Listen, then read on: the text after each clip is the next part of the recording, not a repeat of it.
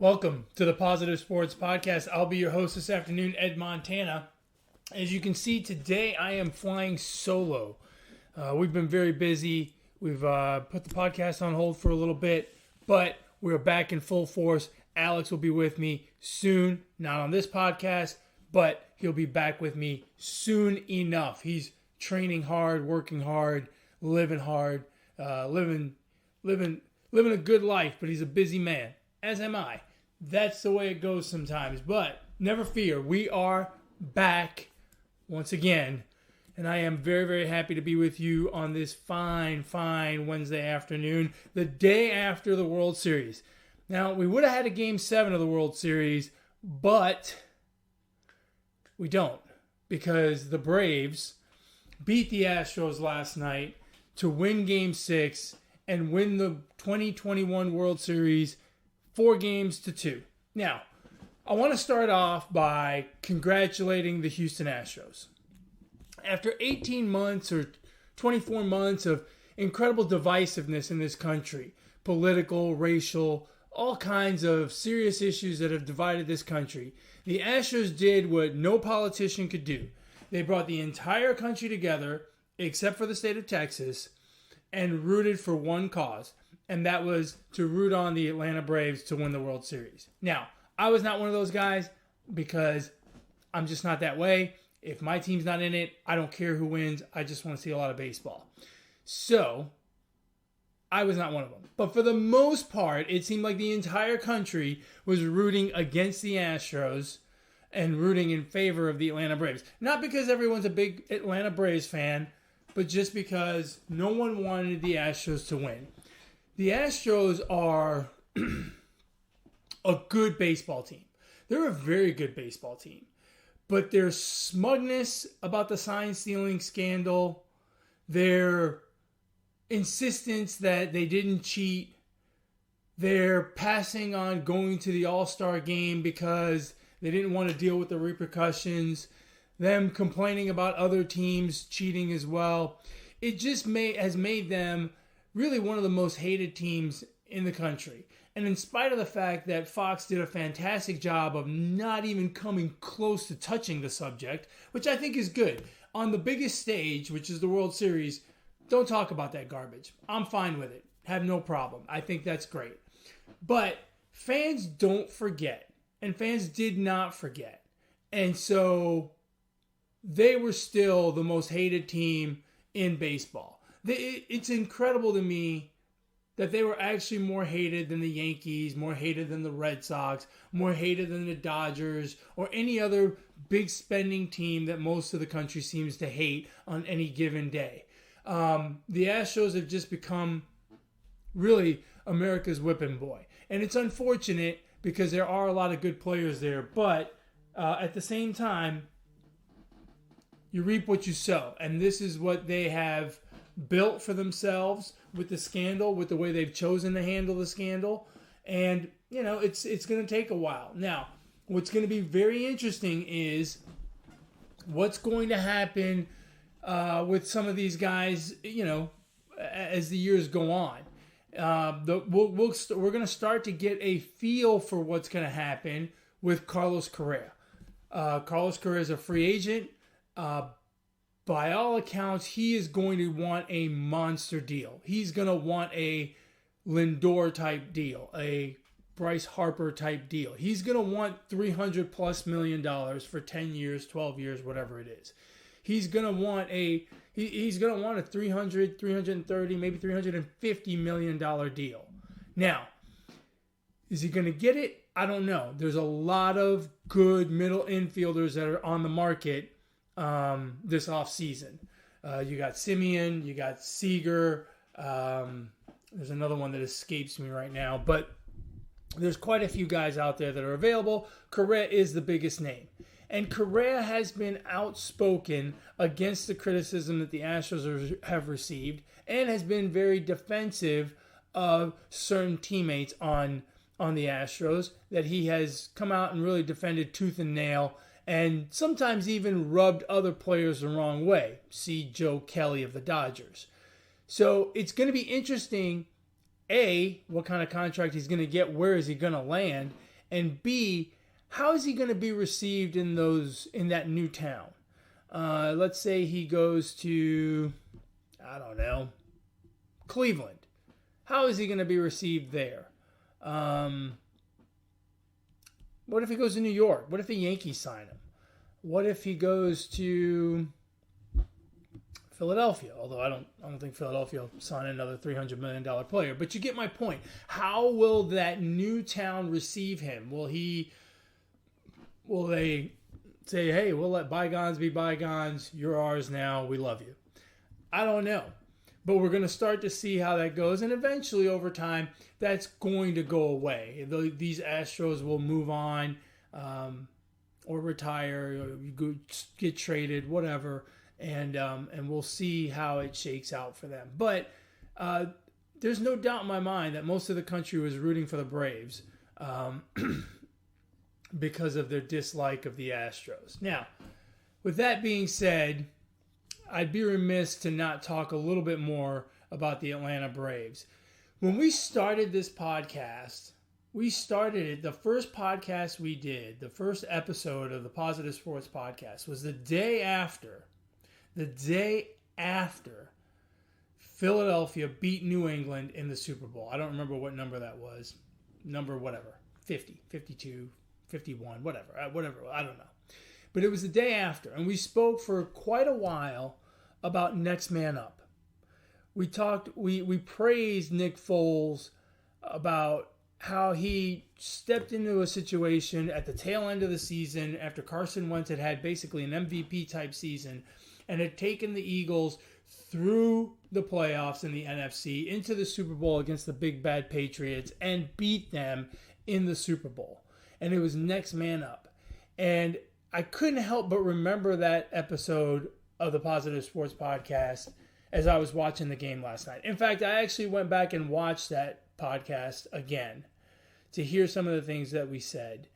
And it was amazing the parallels that I see with the Braves. The Braves in 2021 overcame some incredible obstacles. I left the Braves for dead in July. When Acuna went down with the knee injury that he was going to be out for the season, I pretty much said, well, that's the end of the Braves. There's no way. There's no coming back. There's no coming back from this. They're not in a great division, but they're not a great team to begin with. And now they've lost their best star. But what they did not lose was their leadership. And the manager, Snitker, Freddie Freeman, who is undoubtedly the leader of that team, those men did not stop pushing towards winning baseball games and driving that team forward as best they could. Then they lost Ozuna. Due to some domestic issues, he received an indefinite suspension from Major League Baseball and is still not back. Again, the injuries. Sorotka got hurt. During the World Series, Charlie Morton got hurt. Broke his leg. Well, he didn't break his leg. One of the Astros broke his leg with a line drive back up the middle. But I digress. They lost probably their best pitcher during the World Series. But somehow they kept pushing forward. They made some deals to pick up key players. Edwin Rosario ended up being a great pickup. Jock Peterson from the Cubs in the trade deadline deal. That ended up being a great pickup. Soler from Kansas City, who I swear that guy looks like he gets bigger every time he walks up to the plate. They made some deals, got the pieces together, but the core kept working forward, kept moving the team forward. Next man up. Everyone does their part. They kept pushing. The division never really ran away from them because even though they were behind several games, I want to say 8 or 9 games at the All-Star break, they kept going. They did not stop. They knew that the division wasn't great, and it was always within their reach. They knew that the Mets, even though the Mets were in first, were not a great team, were flawed. They were going through the injuries as well. They knew that the Phillies, although ahead of them, they were not a great team. They knew they could catch them, and they kept pushing, and they did not give up. Now, I heard a great comment during the World Series that the manager Snitker says he doesn't even look at the standings until the All-Star break, which kind of makes sense. But look, at the end of the day, come the All-Star break, you've lost more than you've won. You're under 500. The team didn't see 500 or get above 500 until, I want to say it was August 10th. So an incredible amount of perseverance by that team. Came into the playoffs. They had to face the big bad Dodgers, who, by the way, beat them last year in the playoffs in Texas. Remember last year we had the bubble playoffs. And they stood up to them and beat them. Came into the series against the big bad Astros. And the Astros, by most accounts, were going to win this series. They had the much better lineup. They had decent pitching. They had a good bullpen. Blah, blah, blah. Well, not so fast, my friends, because the Braves were not going to be denied. The Braves had seen obstacles all year long, all season long, with injuries, with suspensions, with trades. They had seen it all year long. They were not going to be intimidated by the Dodgers over the course of 7 games. They were not going to be intimidated by the Astros in a 7-game series. They just weren't. They had seen it all. They had been through too much. And they did an exceptional job of clutch hitting, clutch pitching, and eventually ended up winning the World Series. And now they are crowned your 2021 World Series champions. My hat's off to the Atlanta Braves, the entire organization. They have been a class organization throughout. Over the last 20 years, they've been 20, more like 30 years, they've been a class organization. And, they deserve it. As many times as they went to the playoffs in the 90s and came up short, here with no chance apparently, they end up winning the whole ball of wax.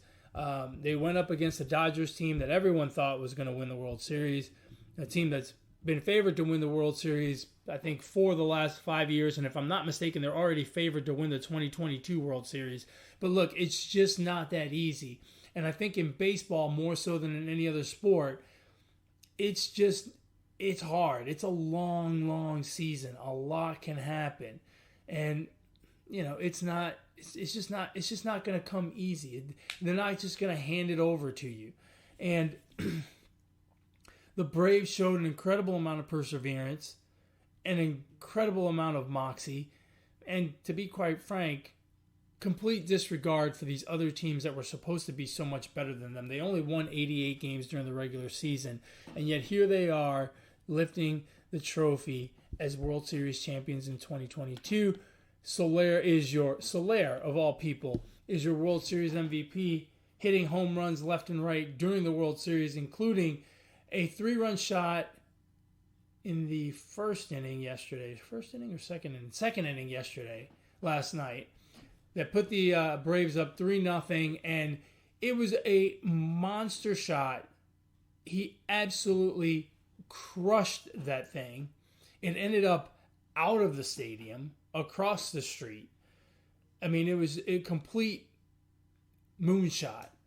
But, hey, that's what the guy does. And he is, he is the MVP and a World Series champion now. As we look ahead to 2022, well, actually, before we do that, I want to go back to the Astros. The Astros are a great offensive team, but there are holes in there. Yordan Alvarez is still a young guy who needs to, who's only going to get better. And we'll see how teams pitch him, and will make adjustments such that he can be a more dominant force in that lineup. The Braves completely neutralized him, which I thought was a key thing for them. Completely neutralized him. And to be fair, dealt with Altuve and Correa as well.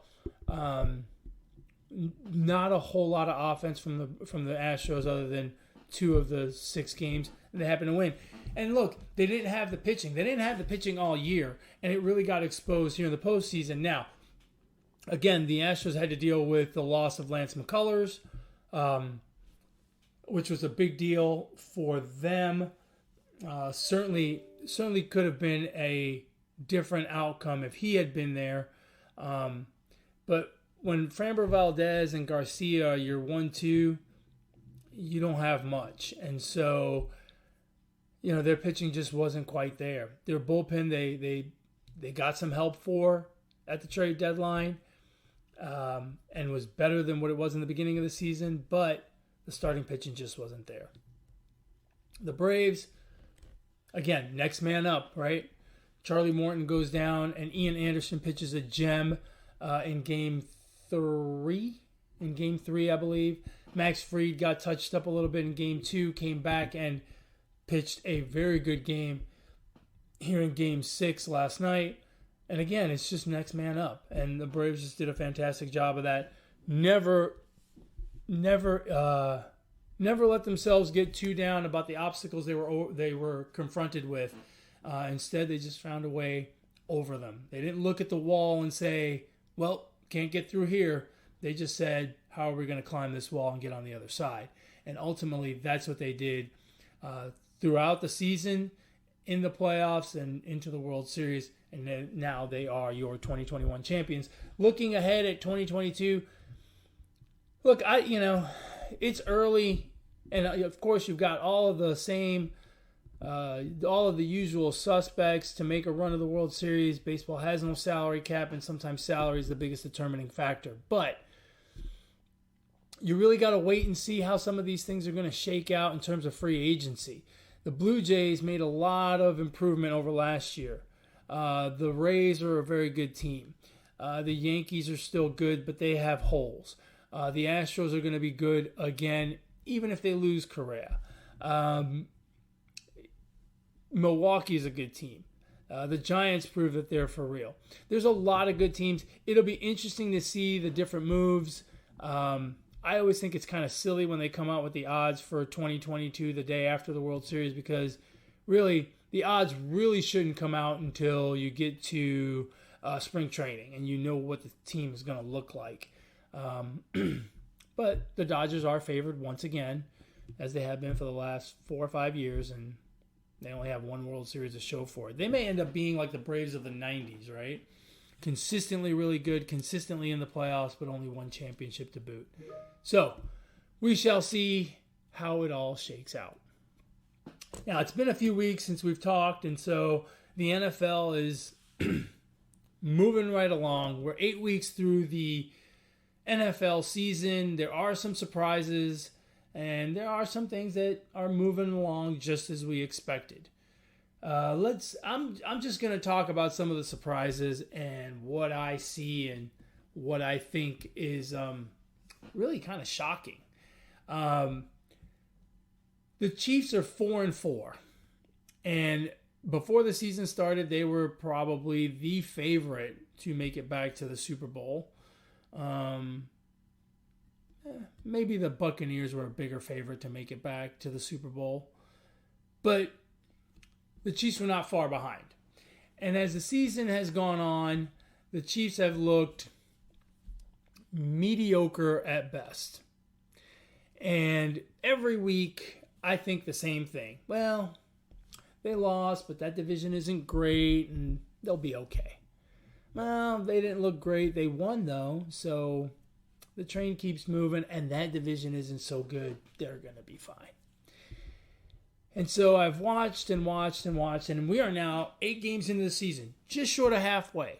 There is no real halfway point because they play 17 games this year. So at halftime of the game this Sunday, they will be halfway through the season. But let's just call this the halfway point. We're halfway through the season, and they are 4-4. They're on pace for an 8-9 record or a 9-8 record, however you want to look at it. But what I saw Monday night kicked me right off the bandwagon. I'm off. That's it. I can't defend them anymore. I can't wait for the other shoe to drop. I can't continue to live with the expectation that they're going to revert back to the form that we saw in 2020 and 2019. I just don't see it. This team is just not there. And when I say not there, I don't mean physically not there. They're showing up for all the games. but they are mentally checked out. That team looks terrible. Now, hats off to my brother.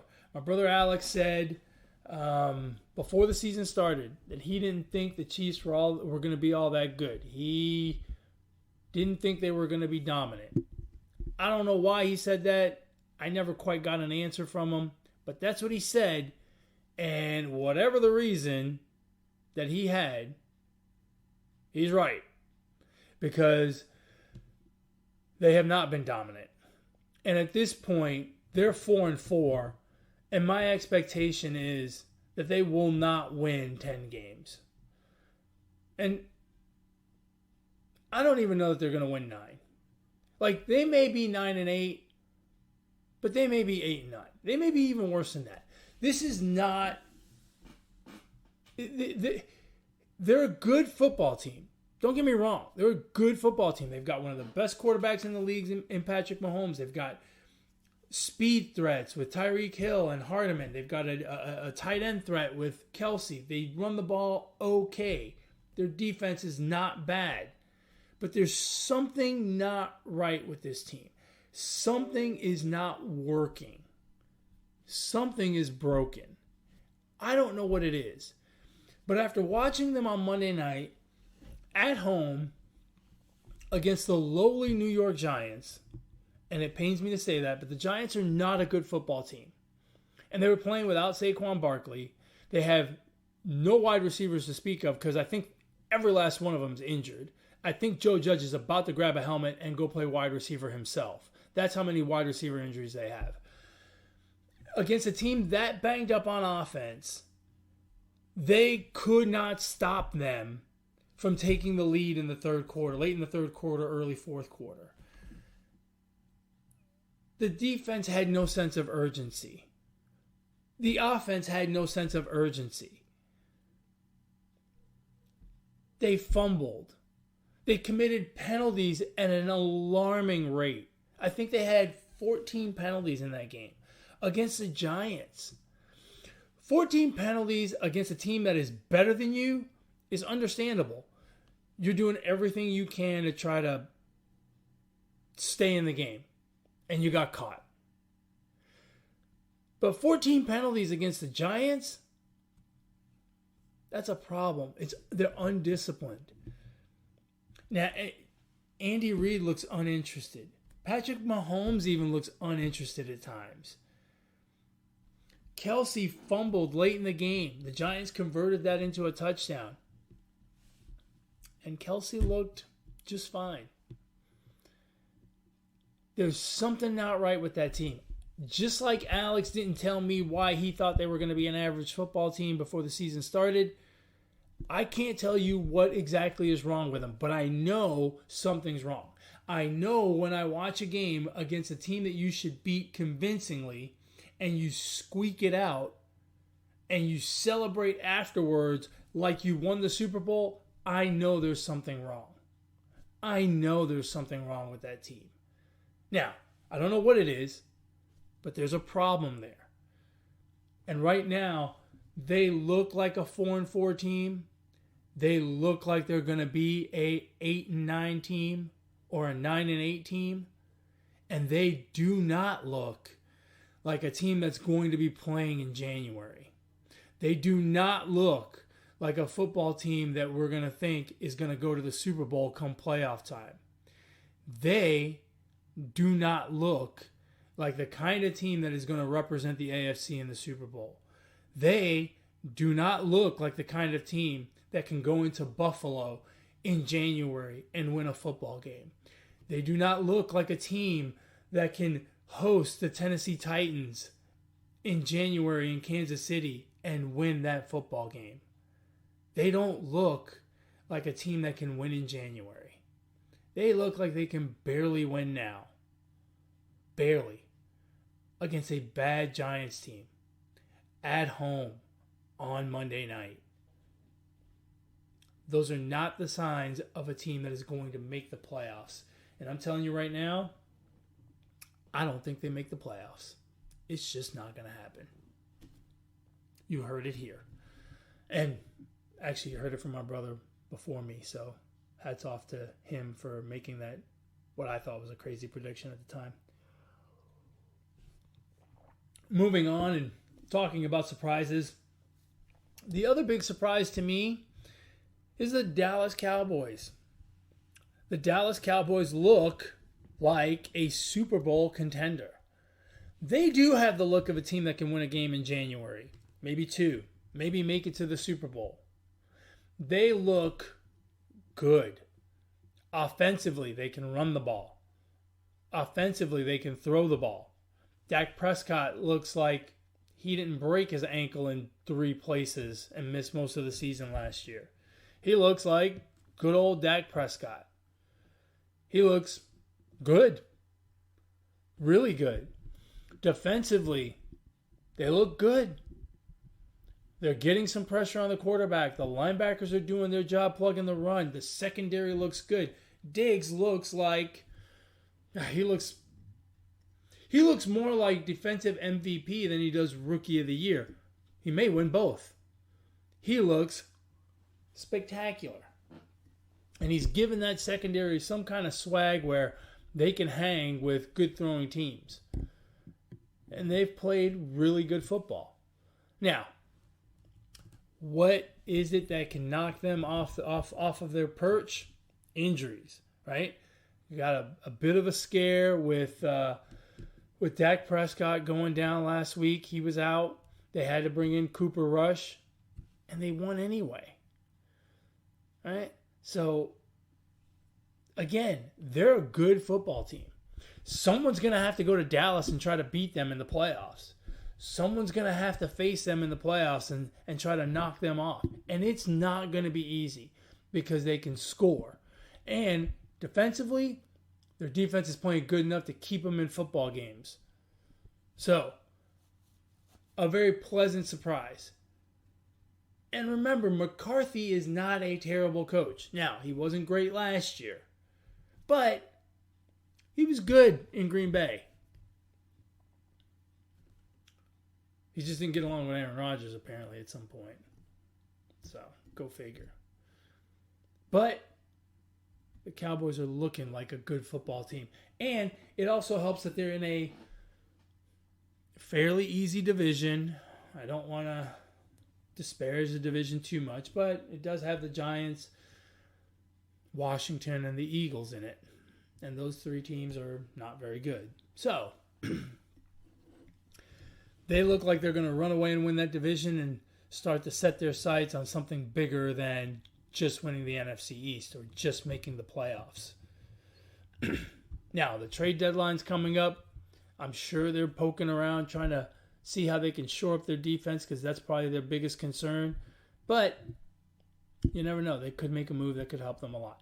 They have been a surprise, and I'm sure to the people of Dallas or the people that root for Dallas around the country, they've been a pleasant surprise because I don't think they quite expected them to be as dominant as they are right now. They're sitting at 6-1 atop the NFC East, and it looks like they're about to run away with it. And I don't think a lot of people had that. So, and the concern was always Dak Prescott and the defense. Dak Prescott looks great since he's come back. The defense looks really good. Stephon Diggs looks great. So, everything's turning up roses for the Cowboys at this point. But we've got half a season to go, thereabouts. Maybe a little bit more, or maybe a little bit less. But those are my 2 surprises in the NFL. I'm not going to go over the entire league. I'll save some of that for when my brother is back. The AFC North looks like a lot of fun. There's 4 good football teams there. Baltimore leads, followed very closely by the Bengals, the Steelers, and the Browns. Anyone can win that division. The NFL should contract. That's another thing that I've come to the conclusion after 8 weeks of the NFL season. The NFL needs contraction. When you have teams like the Texans and the Jaguars, which are minor league teams, for lack of a better word. I mean, that's what they are at this point. We've got too many teams. We got to start getting rid of teams. It's too much. You can't have teams like the Texans and the Jaguars in the league. It's bad for football. It's watching the Texans and the Jaguars play is painful. The only time it's not painful is when they're playing each other, because then, well, they're kind of even. They're both two minor league teams. But if the NFL, look, I understand we're always going to have some teams that are better than others and some teams that are worse than others. I get it. But to have two teams that are markedly below the rest of the NFL, I mean, it's not even close. Those two teams are not even close to NFL caliber. Now, the Jaguars have some young pieces that they may turn into something.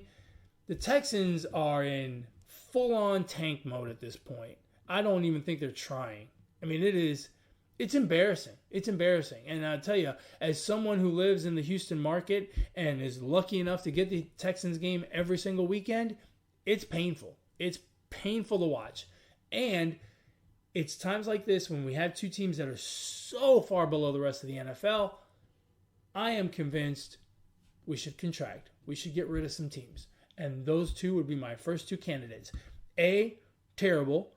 B, not greatly run organizations. 3, they have no real history. It's not like you're getting rid of the Pittsburgh Steelers and all the glory years of them, right? And all of their Super Bowl rings and whatnot. You're talking about two teams with just about no history, just about no legacy, no nothing, no dent in the playoff history book if you get rid of them.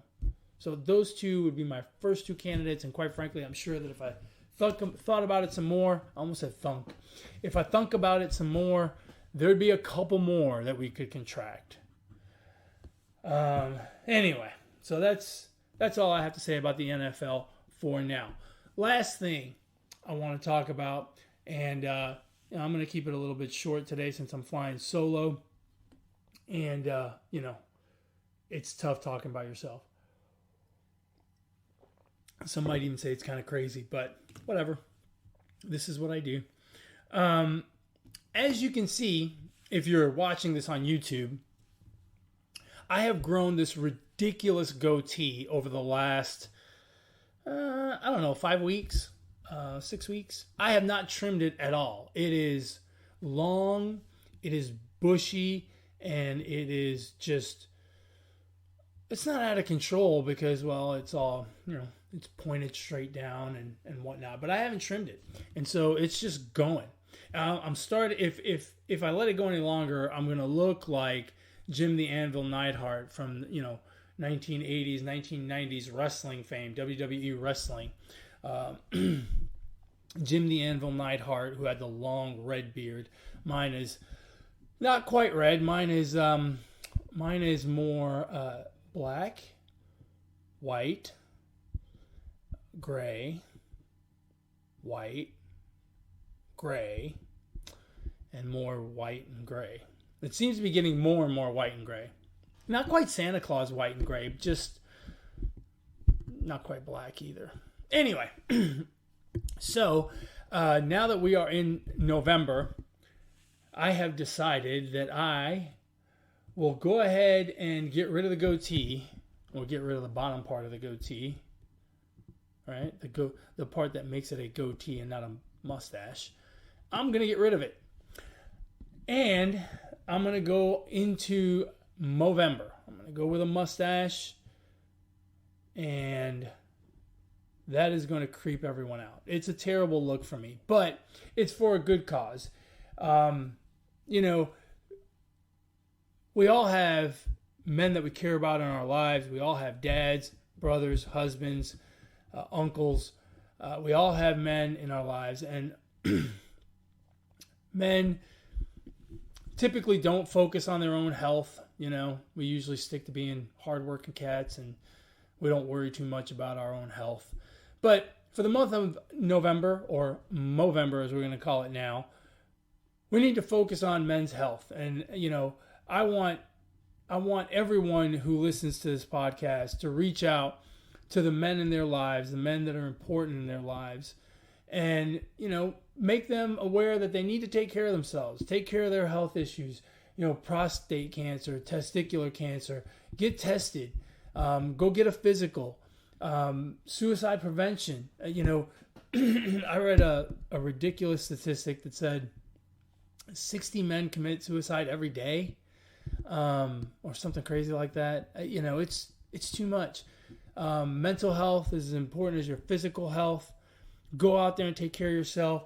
If you listen to this podcast, reach out to the men in your lives and encourage them to take care of themselves, to get an annual physical exam. Encourage them to get, if they're old enough, to get their prostate checked, to get all the cancer screenings that they should be taking, to take care of their mental health. Let's take care of the men in our lives, and let's encourage everybody to stay healthy and stay strong. Look, over the last 18 months, we've talked a lot about health. We've worried a lot about health with COVID. But there's a lot of other things that still go on. Cancer, all kinds of, diabetes and whatnot. Let's just take care of ourselves completely.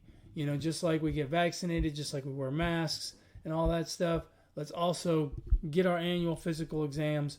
Let's get tested, make sure that we're A-okay. So the next time you see me, you'll see me without this ridiculous goatee that I have right now, and you will see me with a fresh mustache. I don't know how bushy I'm going to leave it. Maybe I'm going to trim it up a little bit so that I'm not too crazy, but I'm going to have a mustache because, well, it's Movember. So reach out to the men in your lives. Reach out to your husband, your father, your brother, your uncle. Reach out to all the men in your life and encourage them to take care of their health, their physical health, their mental health. Encourage them to go get a physical exam like they should every single year, and make sure that they are taking care of themselves so that we can be around for a good, long time and continue to talk about sports and all the other good things that we like to talk about and do. Folks, that's about it for me.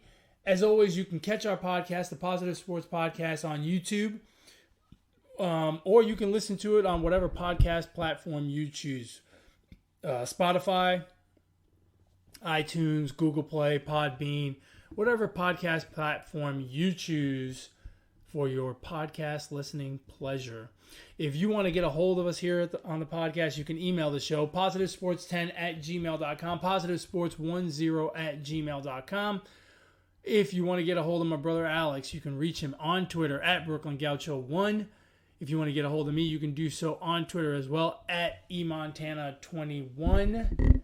And with that, we've come to the end of another wonderful episode of the Positive Sports Podcast. I have missed you all greatly, but I have enjoyed talking to you once again. And until next week, folks, ignore the negativity. Be the positivity. Peace.